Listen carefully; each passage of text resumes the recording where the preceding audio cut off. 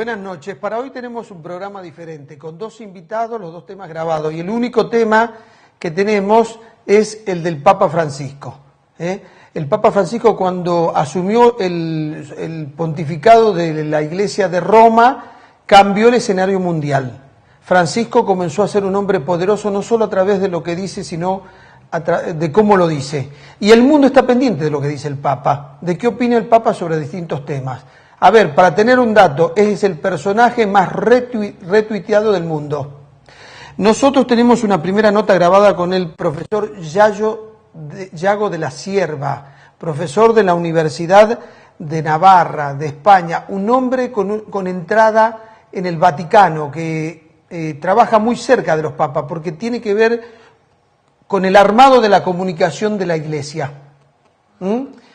Entonces, la primera pregunta que yo le hice es, ¿cómo ha cambiado la comunicación de la Iglesia de Roma durante los pontificados de Juan Pablo II, Ratzinger y ahora de Francisco? Porque Francisco tiene un gran poder de comunicación. Y esto nos decía el profesor Yago de la Cierva. Juan Pablo II ha sido un auténtico torbellino en el Vaticano, en la Santa Sede, porque él fue una persona que no se detenía ante ningún obstáculo. Él llega, además se da cuenta que no puede contar con la estructura anterior y decide elegir como vocero al periodista que habíamos nombrado entre todos, nuestro representante en la Asociación de Periodistas Extranjeros en Italia. Y entonces nombra al doctor Navarro Valls como vocero. Y además se llevan muy bien, conectan inmediatamente y empiezan a hacer planes que no estaban previstos. Y se saltan las normas y hacen viajes y es muchas veces ese vocero el que le sugiere muchas medidas que no tienen nada que ver con la comunicación. En ese sentido, Juan Pablo II supone un cambio a mejor.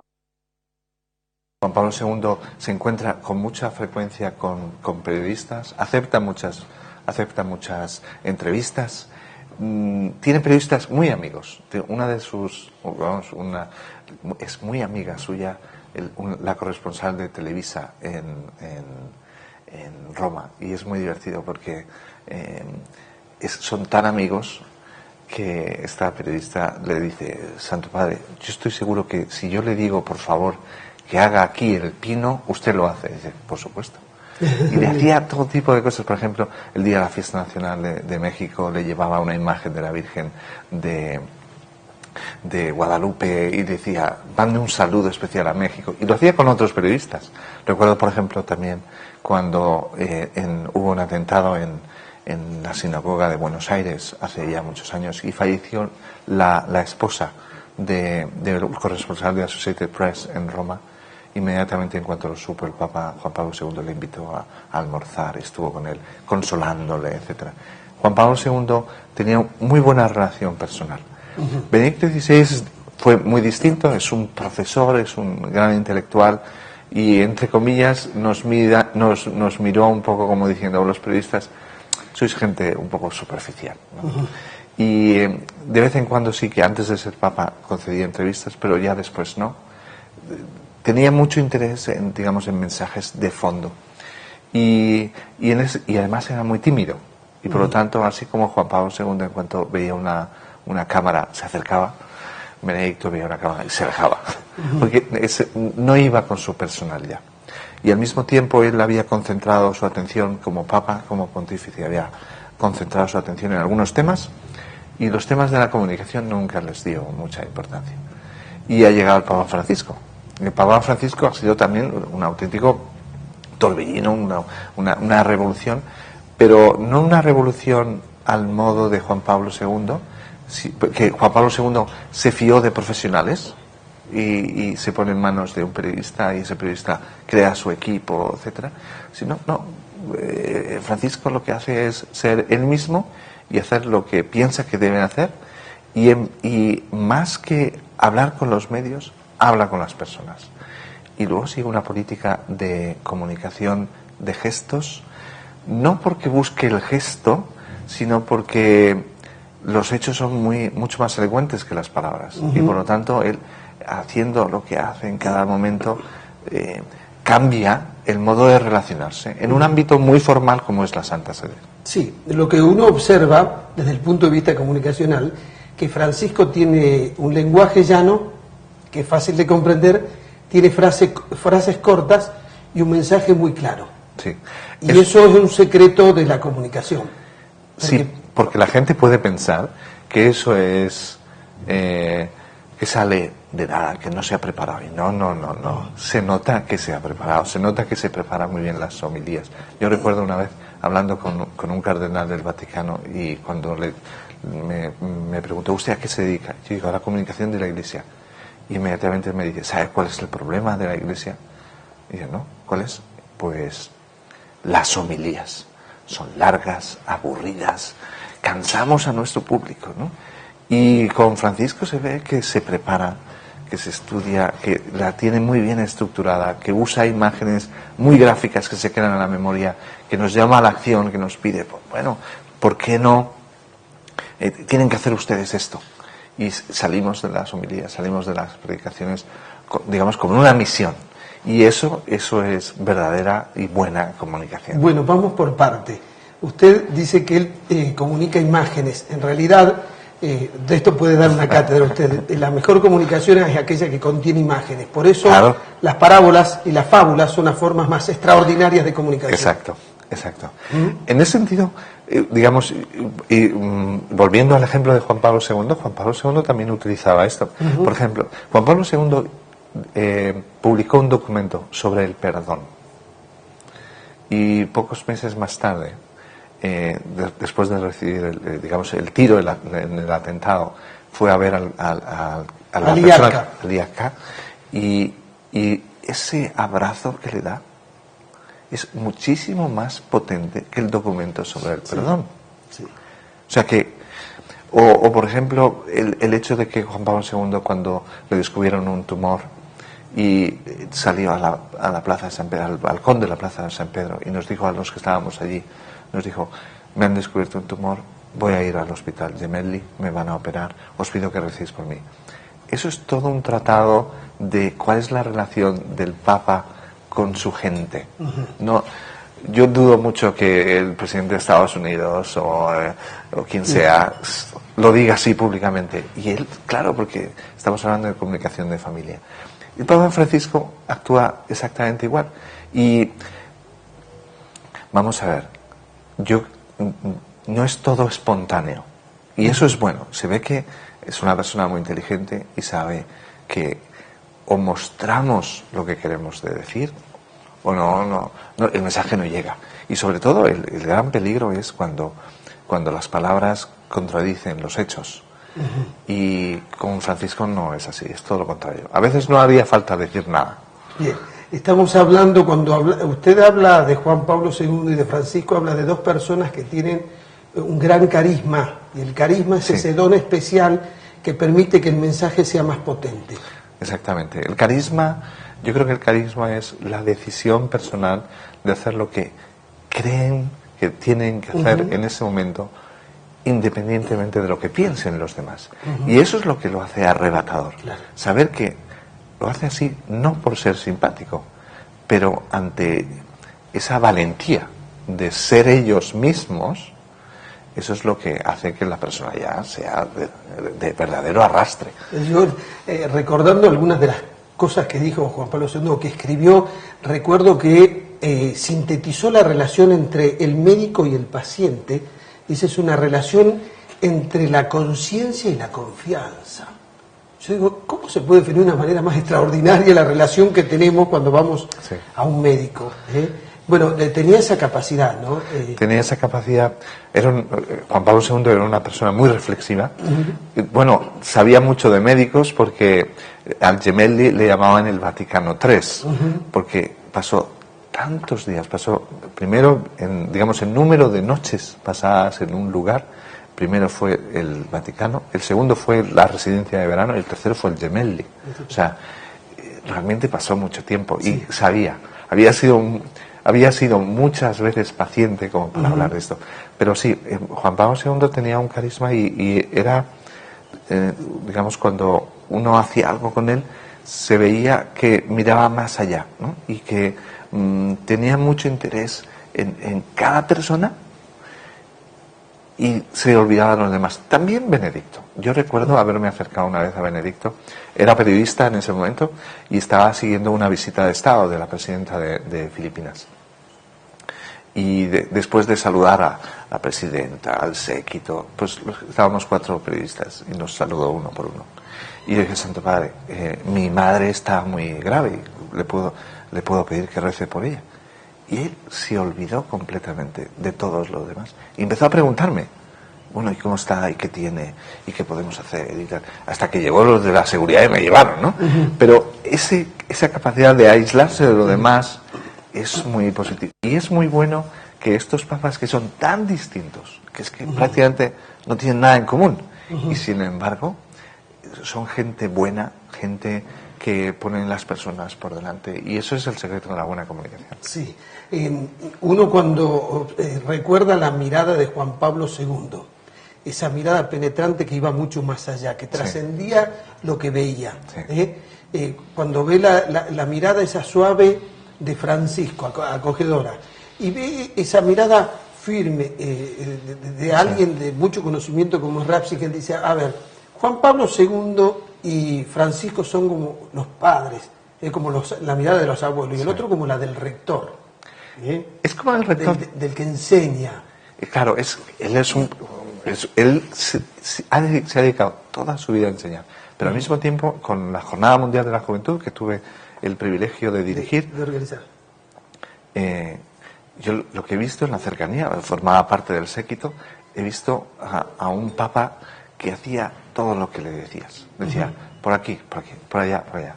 Llegamos, por ejemplo, al lugar donde tenía que oír confesiones. Se baja el papamóvil y pregunta, ¿cuántos tengo que confesar? 4. ¿Solo 4? Solo 4. Pues, es decir, una docilidad que era verdaderamente desarmante, sobre todo en una persona ya muy mayor, en una ciudad con un calor, y él sufría mucho, y sin embargo estaba totalmente entrañable. Yo recuerdo en concreto un trayecto en Papamóvil, que el Papa Benedicto iba muy, muy emocionado por la acogida de toda la ciudad. Y el cardenal Rojo, que iba al lado, le decía, Santo Padre, mire cómo le queremos. El secretario del Papa iba como rompiendo un poco el ambiente, porque se estaba cuajando la emoción, y estaba empezando a llorar. Y el secretario del Papa decía, como en Alemania. Y el Papa decía, ni hablar, ¿no? O sea, como diciendo, aquí no sé si me quieren más, pero lo manifiestan mucho más, ¿no? Claro. Y para un profesor eso tenía una fuerza muy grande. Y en ese sentido Juan Pablo II le dejó la Jornada Mundial de la Juventud nada más opuesto a su personalidad que reunirse con gente, y él baja la cabeza y hace lo que no le gustaba. Y al final, pues las Jornadas Mundiales que él ha dirigido, con Colonia, Sydney, Madrid, fueron un éxito. O sea, porque a pesar de su tendencia personal de esconderse, aunque se notaba que quería esconderse, salieron muy bien. Y con Francisco ya lo hemos visto en Río, que eso ha sido una auténtica, espectacular. Una explosión. Además, ¿cuántos millones de jóvenes querían estar ahí? Claro, y cuántos europeos, cuántos asiáticos, africanos les hubiera gustado ir. Pero al final, digamos, el sitio era limitado, los vuelos también se habían puesto muy caros, ¿no?, para ir. Y yo creo que ha sido como un bálsamo, ¿no?, para tanta gente joven que lo ha visto. Y evidentemente Francisco, como conecta también con la gente, y como conecta con esas imágenes tan claras con gente joven, y la gente joven, digamos, que no entiende de formalismos, que le cuesta entender las distancias, y todas las distancias las ha abatido, ¿no? Y ese grito de quiero lío, ¿no? Sí, no, yo lo que creo que Francisco, y lo había dicho en el programa, cuando lo eligen, va a atraer a la Iglesia a los jóvenes que estaban un poco alejados. Yo creo que los católicos van a crecer en número a nivel mundial, van a superar los 1.200 millones que hay, ¿no es cierto? Claro, hay una cosa muy, muy bonita, lo que está pasando en Italia, es que evidentemente los italianos ven al Papa muy cerca, está entre ellos, y se notan ya muchas manifestaciones de regeneración entre la juventud y entre la población normal, mucha gente volviendo a las iglesias, volviendo a las misas de los domingos, volviendo a confesarse, y les pregunto, ¿y esto por qué? Dice, no, es la cercanía del Papa Francisco. Sí. Los que se especializan en adiestramiento audiovisual le hablan a uno del contenido y del continente. Entonces lo preparan a uno para dar un mensaje claro, pero además cómo comportarse, la postura, la energía. Pensar que el Papa Francisco no necesita adiestramiento audiovisual porque tiene esta cosa natural. Porque además el tono de voz, esto lo sabe también muy bien usted, son como las notas musicales. Hay notas musicales más agradables unas que otras. Entonces el tono de voz es parte del mensaje. Tener un buen tono de voz, como tiene Francisco, ya allana muchos caminos, ¿no? En Italia es muy divertido porque su modo de hablar a los italianos les recuerda el modo de hablar de los futbolistas, porque están acostumbrados a los argentinos que conocen más cercanos, son grandes futbolistas que van a jugar a la liga italiana y que les entrevistan continuamente. Entonces hay como una sorpresa de decir, este habla como Zanetti o lo que sea, ¿no? En ese sentido es muy divertido. Pero luego se les ha... Pero al mismo tiempo, yo una de las cosas que no deja de sorprenderme del Papa Francisco es el hecho de que los expertos en comunicación corporal, etcétera, dan una serie de consejos que Francisco no vive siempre. De hecho, tiene esa tendencia a tener un brazo colgado sin moverlo, ¿no? Y entonces, dice, ¿qué pasa? ¿No? Solamente si tiene que hacer algo me lo mueve, si no, lo tiene aquí parado. Y sin embargo, esos, entre comillas, defectos de forma no frenan el mensaje. Es verdaderamente llamativo, es un caso realmente de estudio. De estudio, ¿no? Porque rompe con lo que dice la bibliografía, que es lo correcto. Claro. Porque tiene que ver además con lo que decía esto, con el continente, las características que tiene. Usted lo decía al principio de esta conversación. Cuando uno más natural es, la gente quiere que uno sea lo que realmente es. Esto es lo que le pasa a los políticos. A veces están tan adiestrados que la gente dice, siento que no es aquello que me muestra. Exacto. Sí, eso se nota con Francisco. Francisco, digamos, ese gran valor es esa rectitud como persona de que este soy yo y no voy a cambiar. Y a la edad que tengo, no voy a cambiar. Este soy yo. ¿Me tomas o me dejas? ¿Ya está? Y eso, en general para la gente, pero para los jóvenes, eso es arrebatador. Además, convengamos, profesor, que uno puede adiestrar a una persona y puede tener aprendido determinados gestos y formas, pero llega un momento que sale lo natural, aquello que uno no maneja. Entonces no tiene que haber una contradicción en esto. Ciertamente. Pero hay otra serie de consejos en comunicación, como por ejemplo, no dar noticias sin hablar antes con el vocero, porque el vocero se puede sentir... Francisco habla de todos sus planes con cualquier persona que pasa y el vocero le mira y dice, esto no sabía nada, ¿no? Y a veces incluso el vocero le ha desmentido. Yo recuerdo en Roma, fue un poco... Vamos a ver, como es tan buena persona el vocero de la Santa Sede, el padre Lombardi, pues no se enfada, ¿no? Pero... digamos, el Papa Francisco había estado con un obispo amigo suyo y el obispo amigo suyo, al salir del encuentro, se encontró con otro amigo y le dijo, pues, Benedicto ha preparado casi el borrador de una encíclica y el Papa Francisco ha decidido firmarla él con algún pequeño cambio y lo van a hacer entre los dos. Y eso lo dijo a la prensa y la prensa dijo, esto es interesantísimo. Claro, el vocero no sabía nada y le cuentan esto. Pregunta arriba, digamos, a lo que se llama Secretaría de Estado. El secretario de Estado no sabía nada. Y dijo, no, desmiente. Y desmiente. Y a los 3 días el Papa Francisco dice, voy a publicar una encíclica y tal. Y dice, no. Pero al mismo tiempo, como es buena gente, no es decir, bueno, me ha humillado, no. Y eso también es muy bonito por parte del Papa. Sí. A ver, para finalizar la conversación, la energía que uno le pone a las palabras es parte del mensaje. Nosotros hablamos de la gestualidad, hablamos del tono de voz, porque las palabras en realidad son elementos inmateriales muy fríos. Claro. Y la energía que le pone Francisco también es muy importante, ¿no? Para llegar al corazón. Aquello mismo que dice Francisco, diciéndolo de otra manera no llegaría. No llegaría. Y es muy curioso porque, digamos, en comunicación, nosotros, para ver si una persona llega a las personas, lo que en italiano decimos buca l'immagine, ¿no? Lo que hacemos es, le filmamos, quitamos el audio y vemos si tienes interés en subirlo. Y claro, es decir, que la palabra es casi secundaria, Sí. pero en el tono, y claro, ahí es un maestro. Sí. Francisco es un maestro. Claro, porque el mensaje es todo, ¿no? El mensaje- es la palabra, el gesto, Entonces, la mirada. y el control de silencios, ¿no? Te dan. Bueno, y de ustedes, y las preguntas, hace que todos los que se están escuchando están en vilo, están muy interesados y cómo vas a seguir. Y repito otra cosa que puede parecer banal, pero no lo es siempre breve. Es siempre breve, es decir, no son largos discursos. Dice, bueno, y es consciente de que después de 15 minutos empezamos a desconectar. Sí. Dice, bueno, yo no quiero que desconecte. 10 minutos, 3 ideas, 1, 2, 3, un propósito, ya está. Y listo, es así. Profesor, ha sido un gusto realmente conversar, que nos cuente estas anécdotas que ocurren allá.